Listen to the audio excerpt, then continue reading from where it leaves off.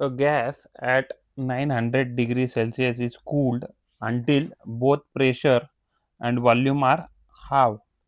यानी उसका जो भी अर्लियर प्रेशर या वॉल्यूम रहेगा वो उसका हाफ हो गया. Calculate the final temperature. तो हमें क्या एग्जैक्टली क्या पता है कि पीवी जो होता है पीवी इक्वल टू एनआरटी, ये आइडियल गैस इक्वेशन है.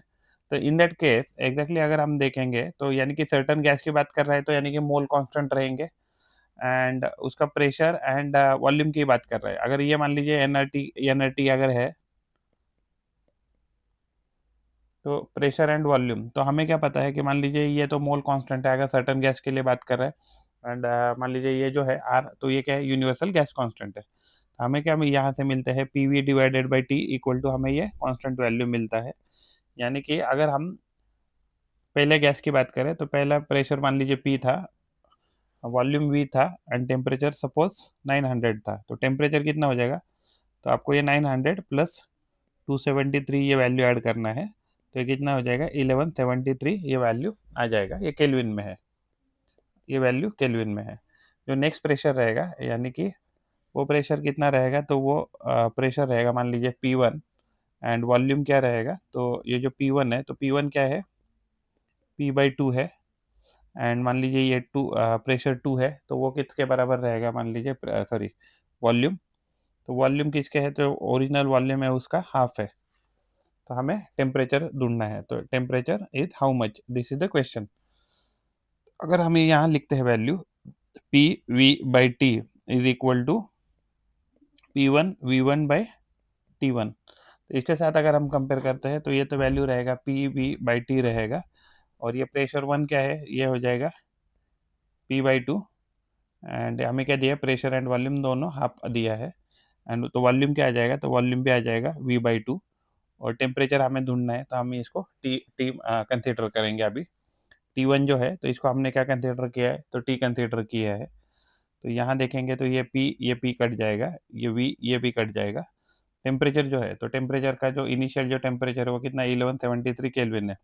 ये वैल्यू क्या हो जाएगा, तो ये इसको अगर हम T1 कहते हैं तो ये जो टेम्परेचर जो है तो ये कितना दिया है 1173. इसके बजाय अगर हम 1173 लिखते हैं देन व्हाट हैपन्स, तो ये जो है तो टी को अगर हम क्रॉस मल्टीप्लाई करें यानी कि यहाँ ऊपर लेके जाए तो ये वैल्यू क्या हो जाएगा, तो ये वैल्यू हो जाएगा इसको यहाँ और ये इसको यहाँ मल्टीप्लाई कर देंगे तो T1 जो है तो T1 का वैल्यू क्या आ जाएगा 1173 डिवाइडेड बाई 4. तो ये वैल्यू आ जाएगा 4 टू द 8 3 4 9 द 36 1 4 3 द 12. तो लगभग मान लीजिए इतना वैल्यू आ रहा है. तो ये केल्विन में आएगा क्योंकि हमने केल्विन में मेजर किया. अगर यही वैल्यू अगर हमें रफली पूछा रहता था कि डिग्री सेल्सियस में कितना है, तो ये वैल्यू लगभग 2 यानी कि 20 जो डिग्री है तो 20 degree Celsius is equal to, अगर हमें इसमें पूछा है डिग्री सेल्सियस में, अगर केल्विन में पूछे तो ये वैल्यू आ जाएगा 293 केल्विन. तो this is our solution. Air liquefies at 82 degrees 82 Kelvin and solidifies at 61 Kelvin. देखिए लिक्विफाई का मतलब क्या रहेगा, वेपर रहेगा. वेपर से मान लीजिए लिक्विड हो रहा है तो हम इसको ऐसे कहेंगे कंडेंसेशन प्रोसेस हो रहा है एक प्रकार है. तो ये वेपर जो है तो ये वेपर से कहाँ कन्वर्ट हो रहा है, तो लिक्विड में हो रहा है. तो ये कितना ये टेम्परेचर पे हो रहा है 82 केल्विन पे हो रहा है. और सॉलिडिफाइड यानी कि लिक्विड रहेगा तो लिक्विड से मान लीजिए सॉलिड हो रहा है. तो ये कितना ये टेम्परेचर पे हो रहा है, तो ये 61 केल्विन पे हो रहा है. तो हमें हमें क्या बोला है कि express the temperature in the degree Celsius. See basically क्या है ना कि फॉर्मूला क्या है इसमें, जो हमारा केल्विन होता है तो केल्विन होता है डिग्री सेल्सियस प्लस 273.15. अगर मान लीजिए रफली अगर कैलकुलेट करें मान लीजिए 15 अगर नहीं लिखते हैं तो ये क्या है, तो 82 है मान लीजिए. तो 82 और ये हो जाएगा डिग्री सेल्सियस एंड प्लस ये क्या हो जाएगा, तो ये 273 है. तो 273 अगर हम दोनों साइड से माइनस करते हैं यानी 82 माइनस 273. तो अगर ये 273 माइनस 82 करते हैं तो 1, ये वैल्यू 1 है. 17 8 गेले तो ये 9 हो रहा है, 9 191.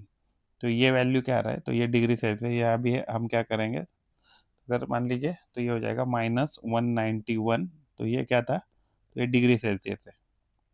तो ये जो है दिया है था हमें कि लिक्विड एयर लिक्विफाइज, तो ये कितना आ रहा है, तो ये आ रहा है वैल्यू -191 डिग्री सेल्सियस। एंड दूसरा क्या दिया था वैल्यू, तो यही वैल्यू दिया है हमें कि ये केल्विन से अगर हम कंपेयर करते हैं तो ये क्या जाएगा, kelvin is equal two degree Celsius plus 273 है। तो ये हमें वैल्यू कितना दिया है, तो ये दिया है हमें 61। तो 61 माइनस 273 करेंगे तो ये हमें क्या मिलेगा, तो डिग्री सेल्सियस का एक वैल्यू मिलेगा। तो ये हो जाएगा 273 माइनस 61, तो ये हो जाएगा 2, हो जाएगा 1, ये हो जाएगा 2, यानी कि -212 इक्वल टू डिग्री सेल्सियस। तो ये एग्जैक्टली इतना टेम्परेचर आ जाएगा। तो ये यही हमें पूछा था निकालने के लिए। 16 gram of oxygen occupy 0.025 metre cube at 27 degrees, find the pressure exerted by it. तो अगर हम इसको सॉल्व करते हैं तो हमें क्या दिया है, तो मास दिया है, तो मास कितना है, 16 ग्राम दिया है। तो हमारा जो मोल होता है, तो मोल का फॉर्मूला क्या होता है, wait given divided by molar mass. तो वेट कितना है, तो 16 ग्राम है, एंड मोलर मास कितना है हमारा, तो 32 ग्राम पर मोल है। तो एग्जैक्टली ये वैल्यू हो जाएगा 1/2 मोल, इतना वैल्यू आ जाएगा। वॉल्यूम जो है तो वो कितना दिया है हमें, तो 0.025 मीटर क्यूब, यानी कि हम 25 इंटू 10⁻³ मीटर क्यूब ऐसे भी कह सकते हैं। एंड टेम्परेचर हमें क्या दिया है, तो टेम्परेचर दिया है 27 डिग्री, यानी 27 प्लस 273 इक्वल टू ये दिया है रफली 300 केल्विन दिया है। तो हमें पूछा है कि प्रेशर कितना आ जाएगा। तो गैस कांस्टेंट का वैल्यू दिया हमें 8.314 जूल पर मोल पर केल्विन। तो हमें क्या पता है, P V equal to nRT, ये फॉर्मूला होता है हमें, और हमें प्रेशर निकालना है, राइट। तो हमें प्रेशर निकालना है, यानी कि प्रेशर का फॉर्मूला क्या हो जाएगा, nRT डिवाइडेड बाई वी। तो n का वैल्यू कितना है, हाफ, तो ये वैल्यू हो गया 8.314। टेम्परेचर का वैल्यू था 300, एंड जो वॉल्यूम है तो उसका वैल्यू कितना है, 25 इंटू 10⁻³ है। तो अगर हम 25 से इसको डिवाइड करते हैं तो ये 25 बनता है 25, फिर ये हो जाएगा 25 बनता है, तो ये हो जाएगा 12, तो 12 हो जाएगा, ये 6 टाइम जाएगा, तो ये वैल्यू हो जाएगा 24 2 6 2 8 7 1 18 1 49 आ रहा है ये वैल्यू, 49.884। तो ये एग्जैक्टली अगर ये वैल्यू ऊपर जाएगा न्यूमरेटर में तो ये क्या हो जाएगा, 10⁻³ ये वैल्यू आने वाला है। तो अगर हम, तो ये क्या आया था, तो ये मीटर क्यूब में आया है वैल्यू, और यही अगर हम इसको लीटर में लिखें तो ये अगर वैल्यू है तो 49.884 ये जो है, तो ये वैल्यू कितना आ गया हमारा, मीटर क्यूब में आ जाएगा।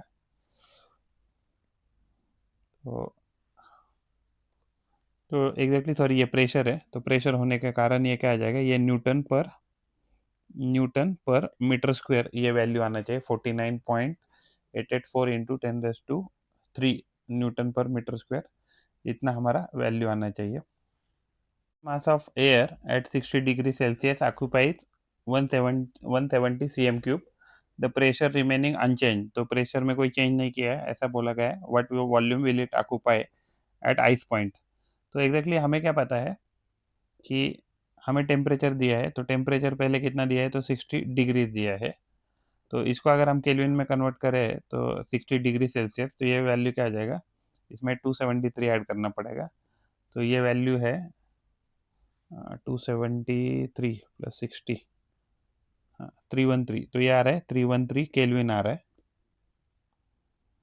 एंड वॉल्यूम जो दिया है तो ये वॉल्यूम क्या आ रहा है हमारे पास, 170 cm cube, 170 cm cube value है। तो प्रेशर हमें सेम दिया है, तो इसका मतलब क्या होगा, अगर सर्टन मास, तो P1V1 डिवाइडेड बाय P1V1 अभी टेम्परेचर के साथ दिया है ना, तो ये हमें क्या फॉर्मूला पता है, V1/T1 is equal to V2/T2, ये वैल्यू आ जाएगा। तो अगर हमें हमें क्या दिया है, आइस पॉइंट पे निकलना है, तो जो हमारा T2 है, तो T2 का पॉइंट क्या आ जाएगा, 0 + 273, तो ये वैल्यू आ जाएगा 273 केल्विन है, और हमें V2 पूछा है। तो अगर ये वैल्यू हम एक एक करके डालें, इसको हम V1 कहेंगे, इसको हम V2 कहेंगे। तो सेंटीमीटर क्यूब वैसे ही रखेंगे क्योंकि वैसे भी कटने वाला है रेशो में। तो ये क्या हो जाएगा, तो ये हो जाएगा 170 डिवाइडेड बाय T1 का वैल्यू है 313, V2 हमें पता नहीं है, एंड टेम्परेचर 2 क्या आ जाएगा, तो ये 273 आ जाएगा। यानी कैलकुलेशन करें तो ये वैल्यू आ जाएगा 170 multiply divided by 313 multiplied by 273 is equal to V2 आ जाएगा। अगर हम इसको 17 से मल्टीप्लाई करें तो ये हो जाएगा 0, 17 3 51 17 17 19 19 आणि 24 12 17 34 37 46 डिवाइडेड बाय 313, ये रफली वैल्यू आ रहा है। अगर हम इसको आगे जाके कैलकुलेट करते हैं और इसको डिवाइड करते हैं तो वैल्यू आ जाएगा। तो अगर हम कैलकुलेट करें तो ये वैल्यू रफली आ रहा है 148.27। तो ये सेंटीमीटर क्यूब में था, तो ये भी वैल्यू सेंटीमीटर क्यूब में आ जाएगा। तो ये जो V2 है, तो ये सेंटीमीटर क्यूब में इतना वैल्यू आ जाएगा, 148.27 सेंटीमीटर क्यूब। एयर हमें 60 डिग्री पे दिया है, जो ऑक्यूपाई करता है 170 सेंटीमीटर क्यूब। तो प्रेशर हमें कांस्टेंट दिया है। What volume will it occupy at ice point, तो हमने अभी निकाला है। अभी हम स्टीम पॉइंट की बात करेंगे। तो स्टीम पॉइंट क्या है, तो स्टीम पॉइंट यानी कि 100 डिग्री सेल्सियस हम कह सकते हैं। तो ये स्टीम पॉइंट हो गया। तो केल्विन में कन्वर्ट करेंगे तो हो जाएगा 100 + 273, तो ये हो जाएगा 100 + 273, तो ये हो जाएगा 373। ये 373 हमें क्या दिया है, तो ये मान लीजिए T2 दिया है। तो हमें क्या पूछा है, तो हमें पूछा है कि V2 बताइए। V1 हमें क्या दिया है, तो V1 हमें 170 सेंटीमीटर क्यूब दिया है। एंड जो T1 है, तो T1 हमें कितना दिया है, 60 60 प्लस 273, तो ये क्या वैल्यू आ जाएगा, 313 केल्विन है, यह वैल्यू आ जाएगा। तो ये भी केल्विन है और ये भी वैल्यू क्या है, तो ये केल्विन वैल्यू है। तो हमें क्या पता है, V1/T1 जो वैल्यू आता है वो V2/T2 के बराबर आता है। तो V1 कितना था, तो V1 था 170। T1 जो है तो वो T1 जो है तो वो है 313 है। एंड T1 जो है वो 313 है। V2 जो है तो V2 हमें कैलकुलेट करना है। एंड ये जो है तो ये सेंटीमीटर क्यूब में है, तो वैल्यू सेंटीमीटर क्यूब में आएगा। एंड V2 जो है तो V2 है हमें निकालना है, और ये जाएगा 373, ये वैल्यू आ जाएगा रफली। तो अगर हम V2 की बात करें तो V2 क्या आ जाएगा, V2 आ जाएगा 170 डिवाइडेड बाय 313 मल्टीप्लाइड बाय 373, रफली ये वैल्यू है। अगर हम इसको कैलकुलेट करें तो हमारा V2 का वैल्यू आ जाता है, तो ये जो वैल्यू है 170 इंटू 373, तो ये वैल्यू आ जाएगा 63410, और डिवाइडेड बाय क्या है, 313। अगर हम इसको डिवाइड करते हैं इसको अगर हम डिवाइड करते हैं 313 से, तो हमें ये वैल्यू आ जाएगा लगभग 202.59 आ जाएगा लगभग। तो ये सेंटीमीटर क्यूब में आएगा क्योंकि हमने सेंटीमीटर क्यूब के साथ इसका शुरुआत किया था। तो ये वैल्यू ये आ जाएगा 202.59 सेंटीमीटर क्यूब। और सर्टन मास ऑफ नाइट्रोजन, तो नाइट्रोजन ऑक्यूपाई कर रहा है 0.5 litre at 10 degree Celsius under normal pressure. तो नॉर्मल प्रेशर यानी एटमॉस्फेरिक प्रेशर है, जिसका वैल्यू हमें दिया है 101.3 किलो पास्कल, इतना वैल्यू दिया है। डिटरमाइन इट्स वॉल्यूम, तो वॉल्यूम हमें पूछा है 30 डिग्री सेल्सियस पे। And the pressure increase by 500 pascal, तो प्रेशर में भी इंक्रीज हुआ है 500 पास्कल से। तो अगर हम इसको सॉल्व करते हैं एक एक करके, तो एग्जैक्टली क्या दिया है, तो ये सर्टन मास ऑफ, तो ये इसका मान लीजिए मास पहले m1 m दिया है कुछ, तो इसको अगर हम m कंसीडर करते हैं फर्स्ट केस में, तो ये ऑक्यूपाई कितना करता है, तो इसका वॉल्यूम दिया है हमें 1/2 लीटर, इतना वॉल्यूम दिया है। और ये जो टेम्परेचर जो है 10 डिग्री, तो 10 में क्या करना पड़ेगा, 10 प्लस हमें 273 करना पड़ेगा केल्विन करने के लिए, तो ये 283 केल्विन का टेम्परेचर दिया है। तो नॉर्मल प्रेशर हमें कितना दिया है, 101,300। हम क्या किया, केल्विन जो है किलो जो है, तो किलो से उसको मल्टीप्लाई किया, यानी 10⁻³ से मल्टीप्लाई किया। तो डिटरमाइन इट्स वॉल्यूम, तो अभी अभी जो न्यू केस है तो इसमें हमें V2 निकलना है मान लीजिए।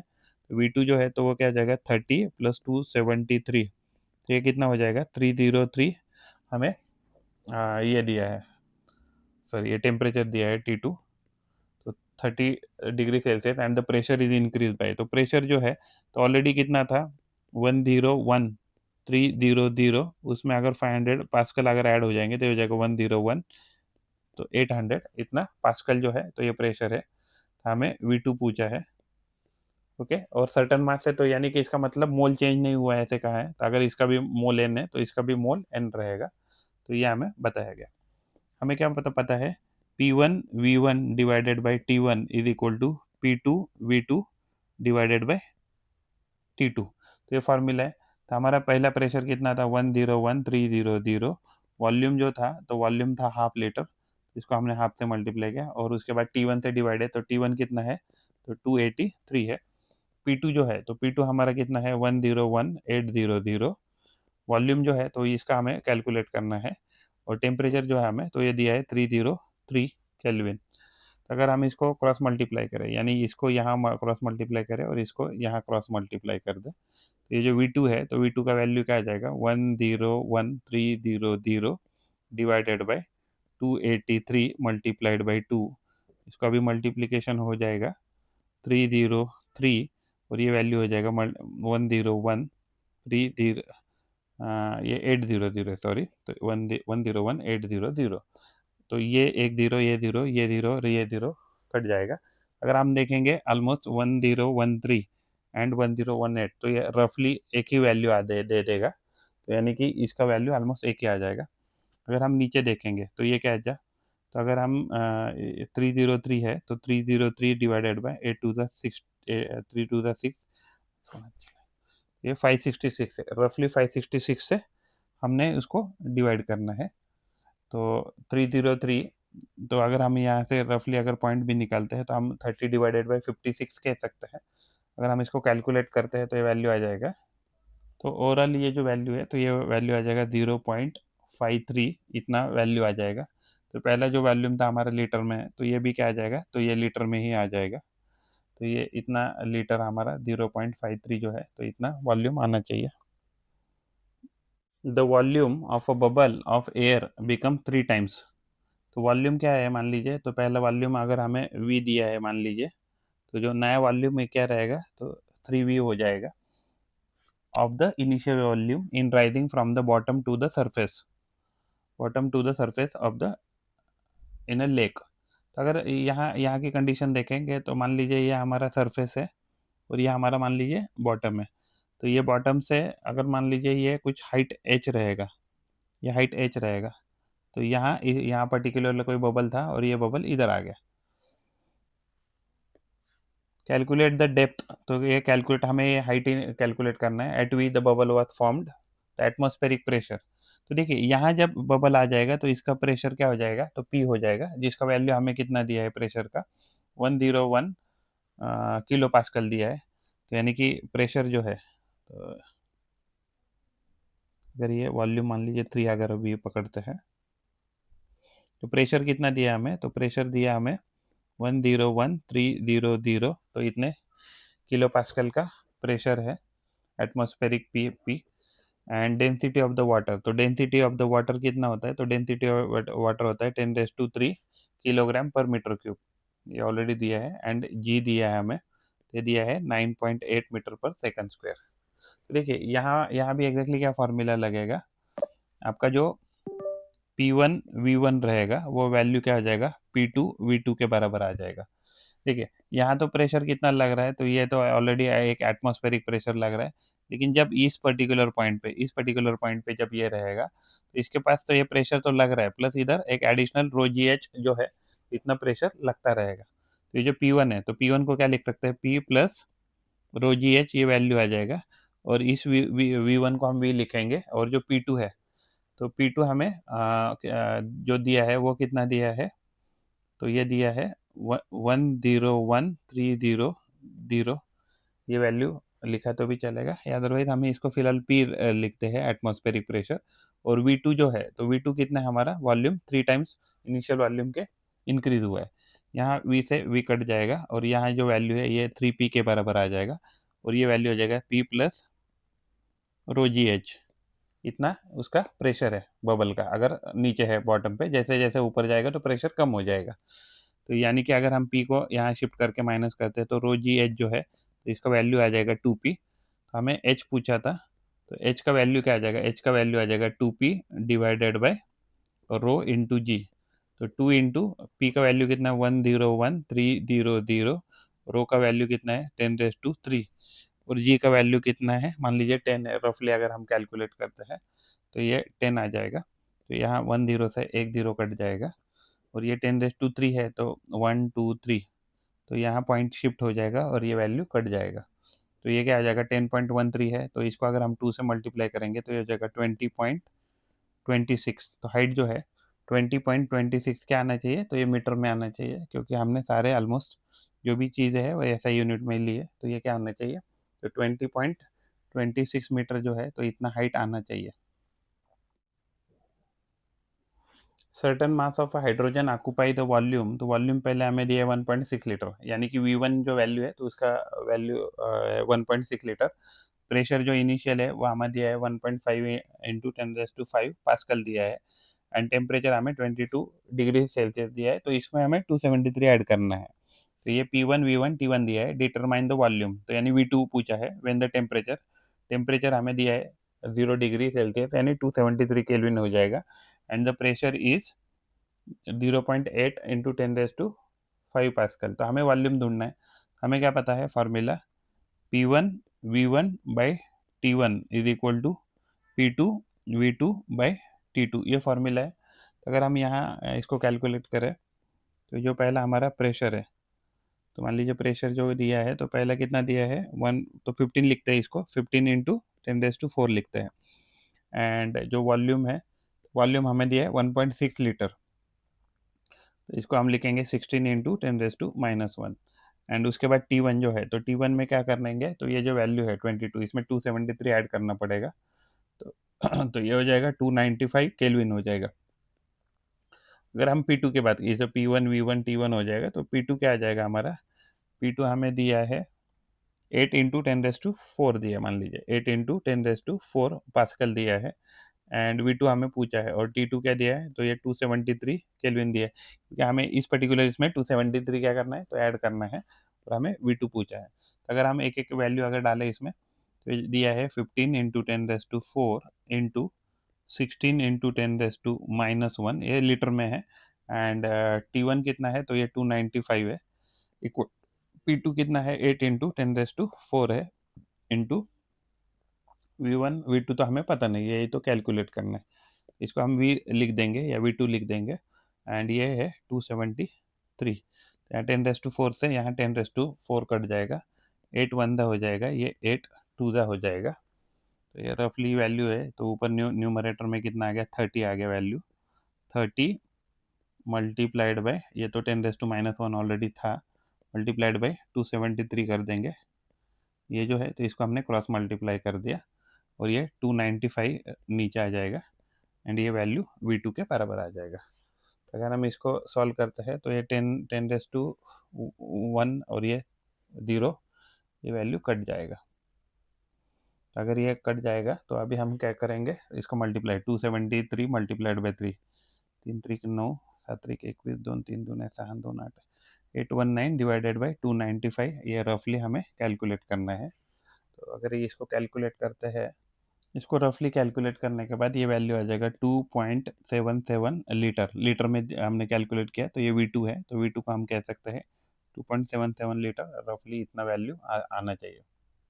On cold winter night the temperature of the surrounding falls to 8 degree Celsius, तो what is the temperature in on the Fahrenheit scale. तो हमें फार्मूला क्या पता है कि डिग्री सेल्सियस जो होता है उसका वैल्यू होता है 9/5 इंटू सॉरी डिग्री फ़ारेनहाइट का, डिग्री फ़ारेनहाइट का वैल्यू होता है degree 9/5 into degree Celsius plus 32, इतना वैल्यू आना चाहिए। तो ये हमें कितना दिया है 9/5, तो ये वैल्यू 8 है और ये 32 आ जाएगा। तो ये हो जाएगा 72 डिवाइडेड बाय 5 प्लस 32, तो हो जाएगा 5 1 2 14.4 है ये, और ये 32 अगर ऐड करेंगे तो ये डिग्री फ़ारेनहाइट में अगर हम वैल्यू करेंगे तो डिग्री फ़ारेनहाइट जो है तो ये वैल्यू आ जाएगा 46.4 जो है, तो इतना टेम्परेचर आना चाहिए डिग्री फ़ारेनहाइट में।